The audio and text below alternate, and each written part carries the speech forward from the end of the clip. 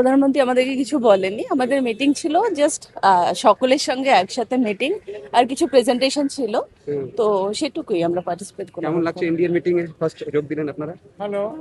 ভালোই লাগছে, কারণ এখানে অনেক কিছু স্কোপ আছে, আমাদের কাজ করার সুযোগ আছে। তো আশা করি আমরা ভালো করে কাজ করতে পারবো আমাদের কনস্টিটিউয়েন্সিতে, এবং আমাদের পার্লামেন্টে যেরকম চাই আমরা বক্তব্য রাখতে বা কিছু আশা আছে যে আমরা নিশ্চয়ই রাখতে পারবো। এনডিএর ডাকা বৈঠক যেখানে এনসিপিআই সাংসদরা তারা উপস্থিত রয়েছেন এবং তা নিয়েও কিন্তু এই মুহূর্তে উত্তাল রাজধানী। গত কয়েকদিন ধরে জল্পনা চলছিল যে এনসিপিআই সাংসদরা কি তাহলে এবার বিজেপির সঙ্গে মিশে যাচ্ছেন। সেই জল্পনার মধ্যেই আজ এনডিএর ডাকা বৈঠকে উপস্থিত থাকলেন এনসিপিআই সাংসদরা।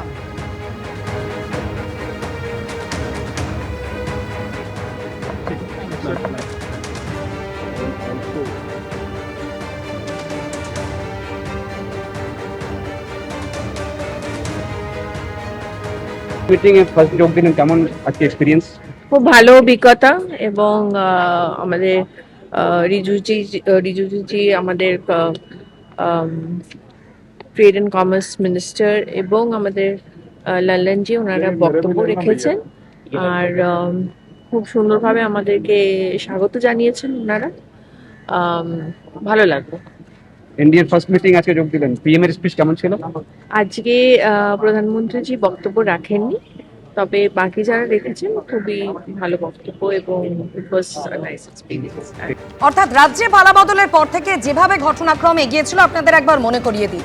প্রথমে 20 জন সাংসদ তারা তৃণমূলে থেকে বিদ্রোহ ঘোষণা করেন, তারপর তারা এনসিপিআইতে মিশে যান এবং তারপর এনডিএ কে সমর্থনের ঘোষণা করেন। আপাতত এই অবধি এগিয়েছেন লোকসভায় তৃণমূলের বিদ্রোহী সাংসদরা। তবে এনসিপিআই এর আবেদনের ভিত্তিতে এখনো পর্যন্ত তাদের পৃথক ব্লক আখ্যা দেওয়া হয়নি।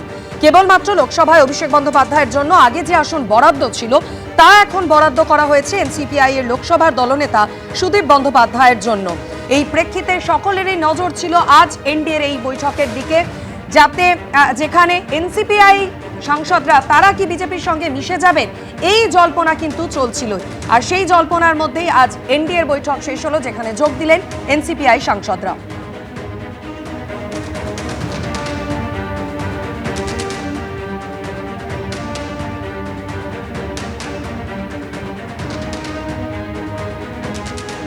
প্রধানমন্ত্রী আমাদেরকে কিছু বলেননি। আমাদের মিটিং ছিল জাস্ট সকলের সঙ্গে একসাথে মিটিং, আর কিছু প্রেজেন্টেশন ছিল, তো সেটুকুই আমরা পার্টিসিপেট করলাম। কেমন লাগছে ইন্ডিয়ান মিটিং এ ফার্স্ট যোগ দিলেন আপনারা? ভালোই লাগছে, কারণ এখানে অনেক কিছু স্কোপ আছে, আমাদের কাজ করার সুযোগ আছে। তো আশা করি আমরা ভালো করে কাজ করতে পারবো আমাদের কনস্টিটিউয়েন্সিতে, এবং আমাদের পার্লামেন্টে যেরকম চাই আমরা বক্তব্য রাখতে বা কিছু আশা আছে যে আমরা নিশ্চয়ই রাখতে পারবো। তৃণমূলের বিদ্রোহী ব্লকের সাংসদ যারা এনসিপিআইতে মিশে গিয়েছেন, এনডিএর বৈঠকে যোগ দিয়েছেন, তাদের বক্তব্য তো শুনলেন। আর এবার আপনাদের শোনাবো কালীঘাট তৃণমূলের সদস্য সাংসদ সৌগত রায় কি বলেছেন।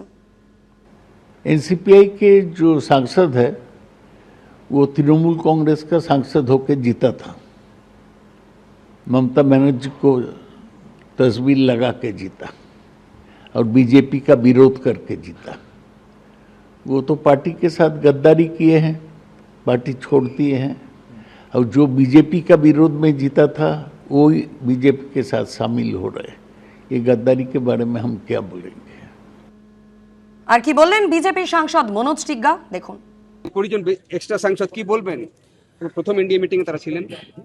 দেখুন, আমাদের যশস্বী প্রধানমন্ত্রী নরেন্দ্র মোদীর যে নেতৃত্বে যেভাবে সারা দেশ ব্যাপী যেটা উন্নয়নমূলক কাজ হচ্ছে, সেটাকে দেখে নতুন নতুন এনডিএ পার্টনার হচ্ছে, যারা নতুনভাবে যোগদান করছেন এনডিএতে, তাদেরকে স্বাগত জানাই।